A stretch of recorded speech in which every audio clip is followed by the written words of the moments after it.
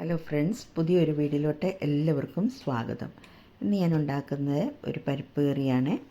അതിനായിട്ട് ഞാനിവിടെ ഓറഞ്ച് കളറുള്ള പരിപ്പാണ് എടുത്തിരിക്കുന്നത്. മസൂർ ദാൽ 1 കപ്പ്, അതിലോട്ട് 2 കപ്പ് വെള്ളം ഒഴിച്ചതിന് ശേഷം 1 ടീസ്പൂൺ ഉപ്പും ഒരു 4 പച്ചമുളകും നടുകെ കീറി ഇട്ടിട്ടുണ്ട്.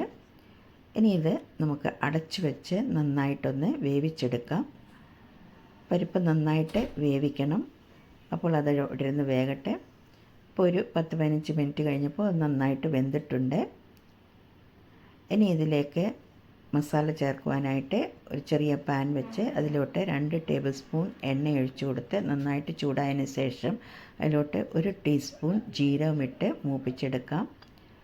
ഇനി ഇതിലോട്ട് ഒരു 4 ടേബിൾ സ്പൂൺ സവാള ചെറുതായിട്ട് അരിഞ്ഞതും ഇഞ്ചി വെളുത്തുള്ളി ഓരോ ടീസ്പൂൺ വീതം ഇട്ട് കൊടുത്ത് നന്നായിട്ട് മൂപ്പിച്ചെടുക്കാം. പരിപ്പിൽ ജീരകം വളരെ അത്യാവശ്യമാണ്, അത് ആദ്യം തന്നെ ഇട്ട് കൊടുക്കണം. അപ്പോൾ നമ്മളുടെ ഇഞ്ചി വെളുത്തുള്ളി സവാള ഒക്കെ നന്നായിട്ടൊന്ന് മൂത്ത് വരുന്നുണ്ട്. അപ്പോൾ നമ്മളുടെ ഇഞ്ചി വെളുത്തുള്ളി സവാള നന്നായിട്ട് മൂത്തതിന് ശേഷം അതിലോട്ട് മഞ്ഞൾപ്പൊടി ഒരു 1/2 ടീസ്പൂൺ ഞാൻ ചേർത്ത് കൊടുത്തിട്ടുണ്ട്. അതിൻ്റെ പച്ചമണം മാറിക്കഴിയുമ്പോൾ ഇതിലേക്കൊരു 1.5 ടീസ്പൂൺ മല്ലിപ്പൊടി ചേർത്ത് കൊടുക്കാം. ഇനി ഇതിലോട്ട് ഒരു 1/2 ടീസ്പൂൺ മുളക് പൊടിയാണ് ചേർത്തിരിക്കുന്നത്. എരിവുള്ള മുളക് പൊടിയാണ് ചേർത്തിരിക്കുന്നത്.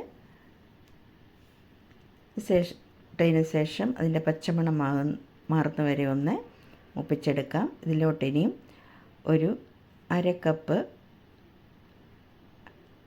1/4 കപ്പോ വെള്ളം ഒഴിച്ചു കൊടുക്കാം. ചൂടുവെള്ളം വേണം ഒഴിച്ചു കൊടുക്കാൻ, പച്ചവെള്ളം ഒഴിക്കരുത്. ഇത് ഒഴിച്ചതിന് ശേഷം നന്നായിട്ടൊന്ന് തിളപ്പിച്ചെടുക്കാം. ഇതിൻ്റെ മുകളിൽ എണ്ണ തെളിയുന്ന വരെ ഒന്ന് നന്നായിട്ടൊന്ന് തിളപ്പിച്ചെടുക്കണം. അപ്പോൾ എണ്ണയൊക്കെ നന്നായിട്ട് തെളിഞ്ഞു വന്നിട്ടുണ്ട്. ഇനി നമുക്കിതിലോട്ട് നമ്മൾ വേവിച്ച് വെച്ചിരിക്കുന്ന പരിപ്പ് ഒഴിച്ചു കൊടുക്കാം. അപ്പോൾ നമ്മൾ വേവിച്ച് വെച്ചിരിക്കുന്ന പരിപ്പിലോട്ട് ഒഴിച്ചു കൊടുക്കുകയാണ്. പരിപ്പ് ഒഴിച്ചതിന് ശേഷം നല്ലതായിട്ടൊന്ന് മിക്സ് ചെയ്തതിന് ശേഷം ഇത് നന്നായിട്ടൊന്ന് തിളച്ച് വരണം. ആ മസാലയൊക്കെ ആ പരിപ്പിലോട്ടൊന്ന് പിടിക്കണം. അതുവരെ ഒന്ന് നന്നായിട്ട് തിളപ്പിച്ചെടുക്കാം. വെള്ളം ആവശ്യമുണ്ടെങ്കിൽ ഇനി ഒഴിച്ചു കൊടുക്കാവുന്നതാണ്. അധികം നീണ്ടു പോകാതെ ഒരുവിധം കുറുകിയിരിക്കത്തക്കവണ്ണം വേണം എടുക്കുവാൻ. അപ്പോൾ നമ്മളുടെ പരിപ്പൊക്കെ നന്നായിട്ടൊന്ന് തിളച്ച് വന്നിട്ടുണ്ട്. ഏകദേശം ഒരു 4-5 മിനിറ്റ് ഇതുപോലെ ഒന്ന് തിളപ്പിച്ചെടുക്കണം.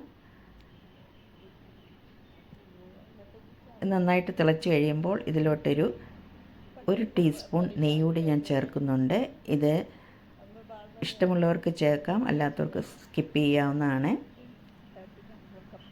അപ്പം ഇതിന് ശേഷം ഗ്യാസ് ഓഫ് ചെയ്യാം. അപ്പോൾ നമ്മളുടെ പരിപ്പ് കറി ഇവിടെ റെഡി ആയിട്ടുണ്ട്. ഉപ്പൊക്കെ നോക്കാവുന്നതാണ്. ഇനി ഇത് അടച്ച് കുറച്ച് നേരം വെച്ചതിന് ശേഷം ഉപയോഗിക്കാവുന്നതാണ്. ചോറിൻ്റെ കൂടെയും ചപ്പാത്തിയുടെയും ഒക്കെ ഉപയോഗിക്കാവുന്നതാണ്. അപ്പോൾ നമ്മളുടെ പരിപ്പ് കറി ഇവിടെ റെഡി ആയിട്ടുണ്ട്. അപ്പോൾ എല്ലാവർക്കും ഇഷ്ടപ്പെട്ടു എന്ന് കരുതുന്നു. വീഡിയോ ഇഷ്ടപ്പെട്ടാൽ ലൈക്ക് ചെയ്യണം, ഷെയർ ചെയ്യണം, സബ്സ്ക്രൈബ് ചെയ്യണം, കമൻറ്റ് ചെയ്യണം. അടുത്തൊരു വീഡിയോയിൽ കാണുന്നവരെ നന്ദി, നമസ്കാരം.